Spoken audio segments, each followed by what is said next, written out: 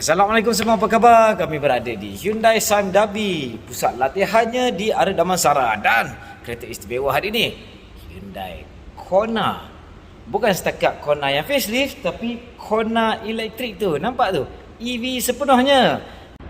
Ada 3 unit dipamerkan di sini untuk kami. Dan kerana apa? Sebab ada 3 varian yang ditawarkan. Jadi boleh pause video ni sebentar lagi untuk tengok dengan lebih teliti.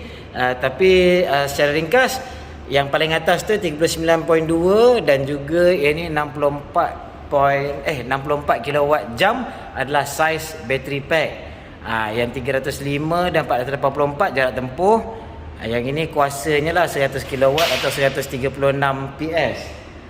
Dan ini adalah torque sama saja untuk yang lebih kuat, iaitu max ataupun yang plus dan light.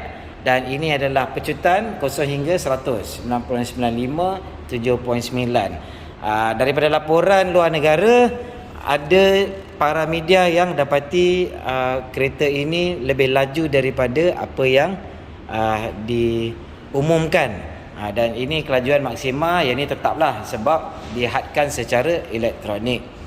Jadi cakap pasal melebihi prestasi, kalau kita lihat jarak tempuh ni, menurut kata pihak Sime Dhabi, mereka telah menguji satu unit latihan dan mereka dapati jarak tempuh lebih jauh daripada apa yang diwartakan dalam spesifikasi. Dari segi powertrain ya, ataupun sistem pemacuan penjanaan kereta ini, dari motornya, synchronize permanent magnet motor, dan juga battery packnya yang masih menggunakan sel LG cam, yang sebelumnya ada isu dengan dipanggil semula, tapi dah dibetulkan untuk model-model terkini, dan model akan datang katanya akan menggunakan sel daripada SK. Tapi yang tu semua lihat pautan di bawah untuk butiran, ataupun untuk butiran pengecasannya, sila rujuk gambar ini. Kalau ingin tahu kan kenapa kami senyap agak lama, disebabkan aktiviti-aktiviti lain yang termasuk ibu syarikat Roda Pusing TV ni, Formasi Induk Sdn Bhd, dan anak syarikat lagi satu, Formasi Energy Sdn Bhd, telah pun mula berkecimpung sejak zaman pandemik dalam teknologi hijau dan mobility. Dan antara rakan kolaborasi kami adalah syarikat bernama Ricardo, yang berasal daripada UK, United Kingdom, England. Dan Ricardo ni agak terkenal dengan transmisi Formula 1, dan semua transmisi Bugatti Chiron dan Veyron sebelumnya pun sebenarnya daripada Ricardo. Jadi Ricardo ni dia memang pakar otomotif dan juga tenaga pulih baru, tenaga hijau, teknologi mobility yang serba baru dan canggih. Jadi untuk siri khas yang saya akan terbitkan tak lama lagi, kami akan telitikan dengan bantuan khidmat runding daripada rakan kolaborasi kami Ricardo. Kami akan kupaskan satu persatu semua elemen-elemen untuk mobility hijau, dari segi kenderaan dan juga infrastruktur, ekosistem dan juga penjanaan tenaga hijau. Jadi yang tu nantikan nanti. Kita tengok kereta ni lebih dekat dulu. Seperti kita sedia tahu, Kona ini adalah SUV kecil segmen B yang bersaing dengan Mazda CX-3, HR-V dan juga Proton X50. Saiznya lebih kurang Proton X50, dalamannya pun lebih kurang sama. Ruang dalaman HR-V besar sikit lah kan. Dan dari segi penampilan, ketiga-tiga varian ini sama sahaja. Yang membezakan adalah sistem ADAS. Sebab kenapa? Tengok ni, atas tu boleh nampak, kita zoom sikit. Yang ni ada kamera. Ketiga-tiga varian pun ada kamera, tapi yang ini ada radar juga di situ. untuk sistem ADAS yang lebih lengkap. ADAS ni Advanced Driving Assist System. Yang ini adalah light. Yang dapat bezakan ni, dia tak ada radar. Dia hanya ada kamera. Dan kalau kita lihat bahagian dalam, nampak? Dia ada pilihan warna cerah ataupun gelap. Tapi kami diberitahu bahawa pemilik kenderaan EV ni, electric vehicle ni, selalu lain pada lain sikit. Dia nak kerusi yang dibalut oleh kulit ataupun fabrik yang cerah. Tengok lagi sikit dulu ruang dalaman. Nampak yang light pun dah cantik macam ni dalam dia. Dia bukanlah kereta mewah. Sini ada sentuhan lembut sikit. Okey, cantik. Tapi secara amnya, motor pembinaannya nampak kemas, tapi bukan mewah lah, bukan premium. Kita pun tak harapkan dia premium. Rasanya memang perlulah pakai warna pembalut kerusi ni yang terang sikit. Sebab dalam ni tak begitu luas. Saya boleh samakan mungkin dengan CX-3 contohnya. Kalau tengok saya ni 168 saja ketinggian, tapi atas taklah banyak sangat ruang. Dan sini okey lah, taklah terlalu menghalang. Dan kalau perasan, dia punya tahap tingkap dia sangat tinggi dan kecil saja pembukaannya. Jadi kalau tak ada bahagian-bahagian yang cerah-cerah ni, rasanya lagi rasa terkongkong lah sikit. Dan kerusi depan ni pula agak besar, gemuk sikit. Jadi dia dengan penyandar kepala ni pun agak besar, jadi dia menghalang sikit pemandangan ke hadapan. Ruang kaki pula masalah, nampak ni.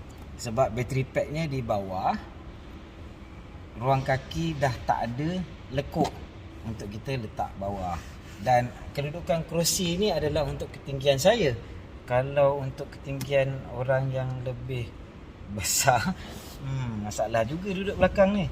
Bolehlah selit sikit kaki masuk kan, tapi masih tergantung sebab lantainya tinggi. Dan di tengah ni tetap ada bonggol yang kecil, masih ada. Tak mengganggu sangat, tapi masih ada. Dan taklah habis memuaskan untuk kereta keluarga dari segi penumpang belakang. Bukan saja ruang dalaman yang terjejas oleh pack bateri itu, tetapi kelegaan tanah pun ketinggiannya dah berkurangan. Tapi tak banyak, dia kurang hanya 10 mm. Banyak kenderaan elektrik yang berdasarkan kereta petrol tapi diubah menjadi kereta elektrik, ia juga terjejas ruang muatan belakangnya. Banyak kereta hybrid macam tu ya. Jadi Kona ni pun terjejas juga ruang muatan belakangnya, dan tiada tayar kecemasan, hanya ada kit. Kit, ini charger dia. Tu charger dia. Ada kit untuk tampal tayar lah, ataupun pakai gel dan pump. Tapi sebab kenapa ruang muatan belakang terjejas bukan sebab bateri, tapi sistem penyanggaan atau suspension. Kona elektrik ni lain daripada Kona petrol sebabkan multi-link suspension belakang. Kalau tak, yang petrol tu pakai torsion beam saja. Kenapa? Sebab berat ya. Kereta ini beratnya sekitar 150 kg lebih berat untuk yang battery pack kecil yang 39 kWh, dan 200 lebih kilogram lebih berat untuk yang ini, yang max, yang ada 64 kWh. Jadi Hyundai rasa yang perlulah ada suspension multi-link, dan juga kereta ni, kereta elektrik, dia ada kuasa lebih, jadi dia kena pastikan pengendalian dan juga keselesaan pemanduan tu semua lebih baiklah. Penutup ataupun pintu belakang ni tak ada electrical ataupun automatic, dia manual saja. Kereta yang elektrik dan petrol bukan saja tak ada tombol gear, tapi ada ruang di bawah ni, ruang tambahan untuk meletak barang. Ini sangat berguna ya. Kita akan belik kereta ni dengan lebih teliti lagi dari segi penggunaan bila kita dapat pandu uji kereta ini. Berbeza dengan kerusi belakang, kerusi depan ni sangat selesa, sangat empuk. Wah, bentuk dia tu pun memang sesuai kena dengan saya. Cumanya itulah, untuk menjadikan suasana elok pilih yang warna cerah. Cumanya kena hati-hatilah kalau kereta keluarga. Mari kita nyalakan sistem, bukan nyalakan enjin sistem.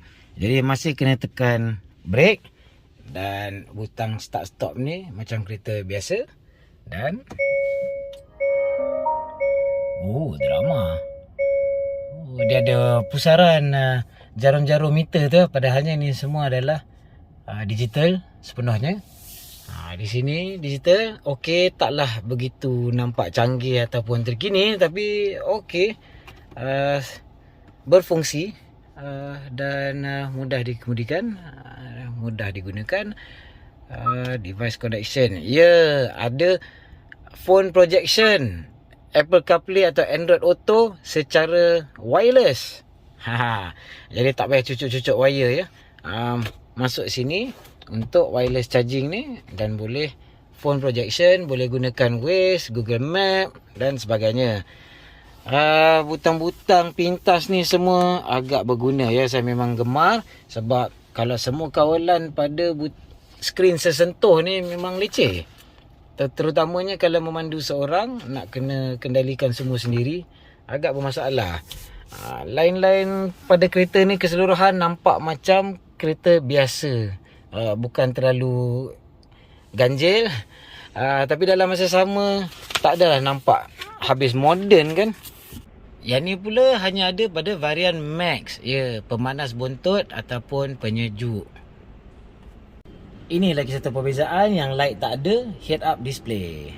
Kereta EV ni ada ruang enjin. Yalah, sebab pada dasarnya kereta ni pun ada varian ICE, internal combustion engine, pembakaran dalaman petrol. Jadi nampak ni, ini dia punya motor, reduction gear, dia punya inverter, semua dekat sini lah. Bateri 12 volt ni masih ada untuk sistem-sistem dalaman, dan sistem dalaman ni masih menggunakan 12 volt, architecture 12 volt.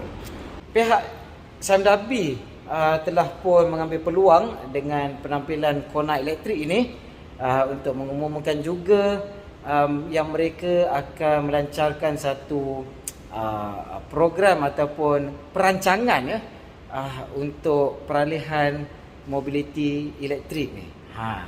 Jadi pihak-pihak jenama Jepun pula belum lagi nampak gaya mara dengan rancangan untuk peralihan kepada EV. Sekarang mereka masih tumpukan perhatian kepada hybrid dahulu, HEV.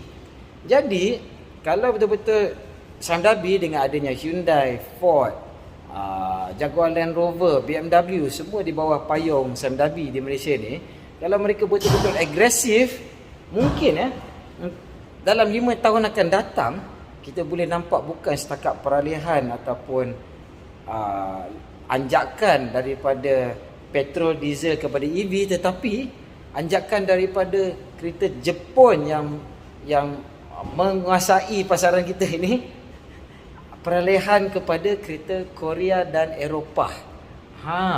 Sebab kalau mereka yang betul-betul sangat agresif untuk memacu perkembangan mobiliti elektrik di Malaysia, tak heranlah kalau jenama-jenama lain bakal tertinggal. Ada yang sebut jenama Cina macam mana? Jenama Cina memang banyak, BYD dan sebagainya, memang banyak kereta-kereta yang lagi mampu milik, yang sebenarnya lagi sesuai untuk pasaran kita. Tetapi kereta elektrik ni maklumlah agak rumit teknologinya kan. Dan ketenangan hati dan minda bila beli tu bergantung rapat kepada khidmat lepas jualan. Jadi kalau tiada khidmat lepas jualan yang mantap, tiada rangkaian pusat servis yang meluas, agak susahlah nak meyakinkan para pembeli. Dahlah kereta di Malaysia ni agak mahal kan berbanding dengan tahap pendapatan kita kan. Dengan nilai ringgit yang kecil berbanding dengan negara-negara maju. Walaupun ni cukai duty, excise, cukai jualan semua pun telah dikecualikan, dengan cukai road tax dikecualikan juga, tapi tetap harga 150,000 ya. Bapa saya cakap zaman dia mula kerja dulu, kereta yang mampu milik, kalau katakan kerjaya profesional lah, baru start kerja pun lah, dalam 8 bulan gaji dah boleh dapat satu kereta. Sekarang 150,000.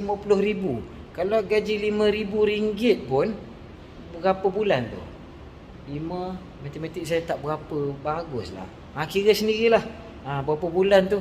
Kalau 5,000 sebulan nak dapat kereta 150,000 ni berapa bulan? Lama tu. Jadi lambat lagi lah saya rasa jenama-jenama daripada China dapat cuba memasuki dan menguasai arena mobiliti elektrik di Malaysia. Jadi sampai sini saja liputan kami pada kali ini. Jika anda minat, sila letakkan tebahan. Kalau batch yang kelompok pertama ni dah habis, tak apa, Hyundai Samdabi cakap boleh tempah lagi. Dan kalau anda antara yang bernasib baik dapat membeli kereta ini, sila hubungi saya. Saya tak sabar nak cuba temu ramah anda. Kalau ada sekumpulan yang boleh ditemu ramah pun lagi cantik. Nak minta pendapat dan nak mengenali sedikit sebanyak, persembahkan para pemilik kereta EV seperti ini kepada para penonton roda pusing yang lain. Terima kasih menonton dan selamat memberi belah.